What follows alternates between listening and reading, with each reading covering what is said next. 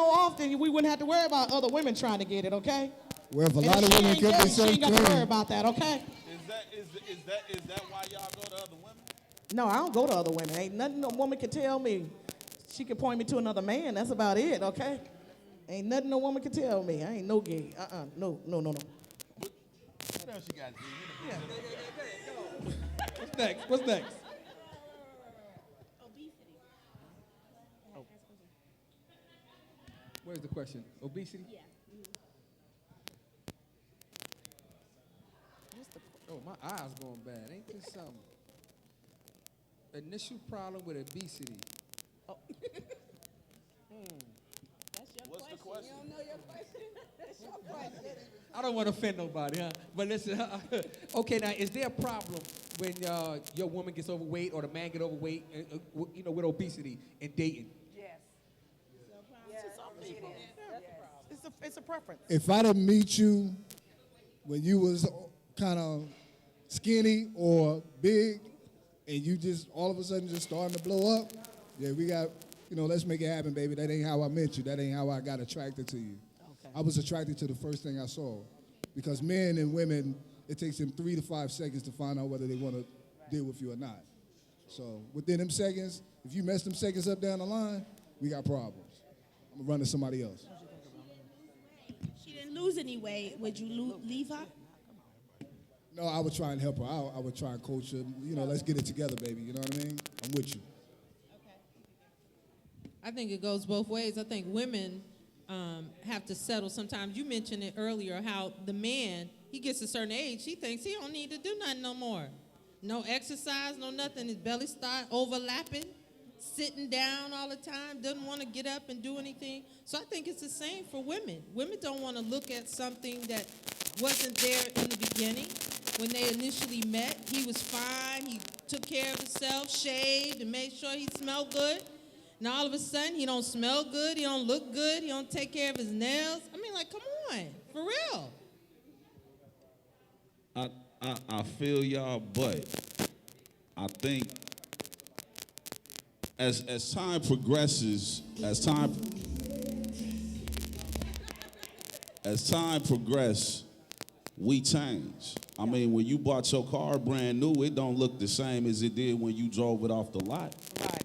I mean, that's just, I look at it like this. If I married my woman, she was a 10, and then we had 2-3 kids out the deal, and she picked up a little weight, I mean, of course I'm going to want her to lose it. But I'm not going to hold that, you know what I'm saying, to as high a standard, you know what I'm saying? Because I just believe that we as people, as we age and we mature, we change. There's nothing wrong with changing. The problem is we get lackadaisical in the fact that we've changed and we don't want to improve. It's a continual improvement on our bodies, on our spirit, on our minds. We just settle for what we've done. Okay, I have 4 kids, actually 5 kids. Hey, you got to get up and do something. I was an 18 when I was carrying my second child. I went up to an 18. After having that baby, I got on the treadmill. I started dancing again. There's things we can do. Now, did the other person decide, it was okay and he settled with being overweight? I don't think that's fair to the other person.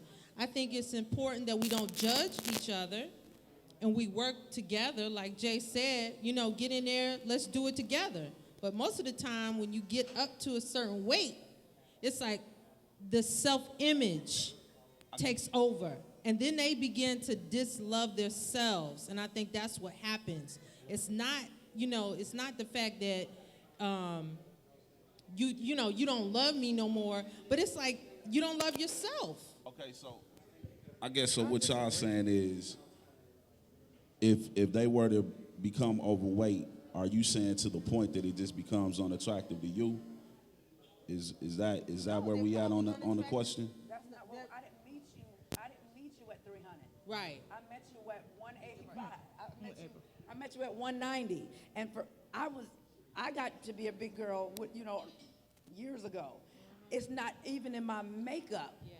to be that way. And what happened when I was married and got depressed, I started eating, and my whole spirit was off. But when I went ahead and started liking April some more and got rid of the weight, and I started loving me more and got rid of the baggage, I got back down to who I was. So yeah, my kids are 17, 15, and 13. It's just, I like to be my size. I like to be in a 1-digit number. That's just me. But if my husband did get to that, he did get overweight. And when I started working out, I noticed he started working out. I didn't even have to say anything. But he knew, when wasn't no sex going on, of course, it has to do with all of that. I wasn't attracted to that. If I wanted that, I would have married that. So, I mean, you don't Did you stop notice loving. a difference in how he liked himself? Yeah, Because he had gained that weight, he started downing himself. He used to sit in the basement all the time. He didn't even, like a lot of the clothes he used to wear, he didn't wear anymore. So now it affected our relationship because he didn't like him no matter how he tried to say, well, I'm cool with it. You know, a big brother's down here in Atlanta. He was saying that because he was making an excuse so he wouldn't have to get on the treadmill and lose no weight. But you might have looked good at...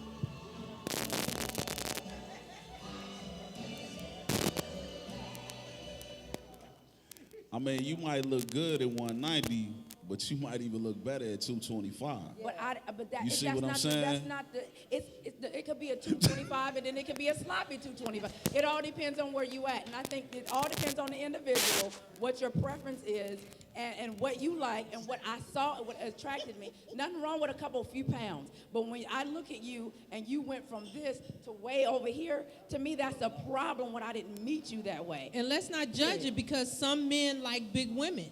And if a woman loses weight, I've seen it where the woman loses weight and then she's no longer attractive to the man that originally got with her. Let me tell you this. About 2 weeks ago, I did go on a date with a guy. Awesome guy, but he looked at me from across the table. He said, April, you fine and all, but you ain't big enough for me. You don't have no rolls that I can hide my money up under. So it all depends on, what you like. It's a preference thing. I was married, and when I got into the marriage, I was not as big as I am now, and my husband cooked. And it was his way of making me big so nobody would want me. Yeah. You see what I'm saying? So, and then a lot of times women can lose themselves in a man. Yeah. And, I'm sorry, I just stepped on the question and stuff. So sometimes, now that I'm single and, I'm dating, I still have to get back to me. And it's taking me some time because it took some time to get it on. It takes some time to get it off, whatever. But I believe I'm a Cancer. I believe in love. I'm in love with love, okay? And I just believe that if you love someone, I don't think the physical should be the deal breaker in the relationship. I think that if you really love somebody, he said, DJ said, people change over 5-10 years. You don't look the same. I don't care what you say. You don't look the same that you did. So if you were married still and your husband wanted you to look like you did 10 years ago, that's an unrealistic actual expectation. Hey, this is one thing I wanted to say, and this is so sad about Black America and white America. When women have kids in Black America, they're not prone to exercise, knowing how to take care of their body, knowing the nutrition and everything that requires a woman to have their body physically fit.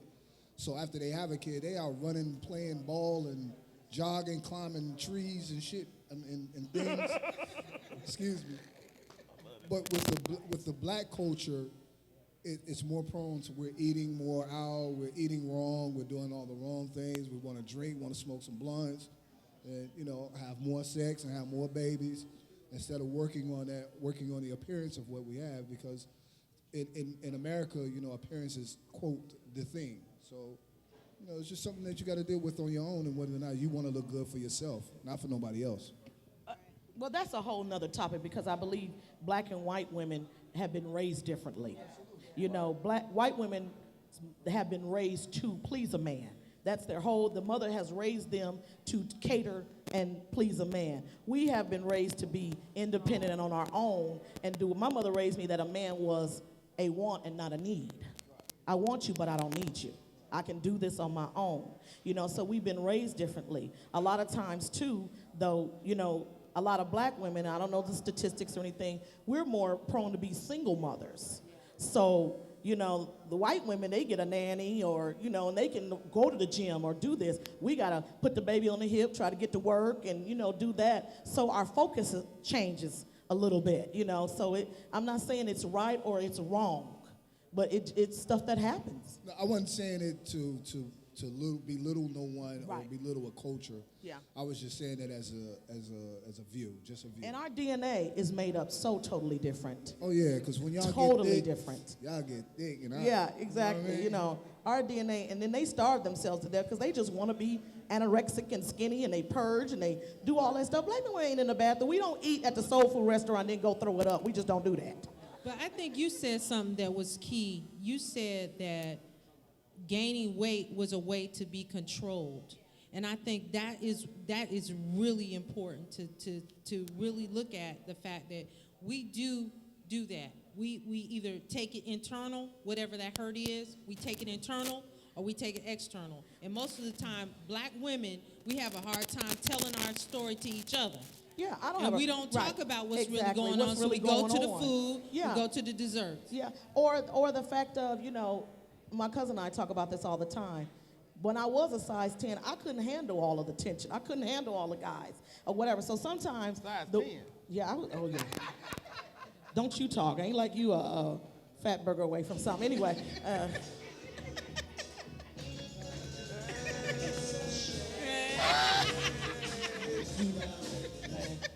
And you know, so the thing is that sometimes it's a comfort. It's something. It's a blanket, in other words, to not deal with whatever it is. Everybody, I think, has something that they're dealing with in their lives that everybody is self-medicating on something. I buy shoes. I buy this. I go shopping. Everybody's self-medicating. Some people get high. Some people do drugs. Everybody is self-medicating because the bottom line is life is hard. Yes, it is. It's just hard. We have a comment from someone in the audience. Go ahead.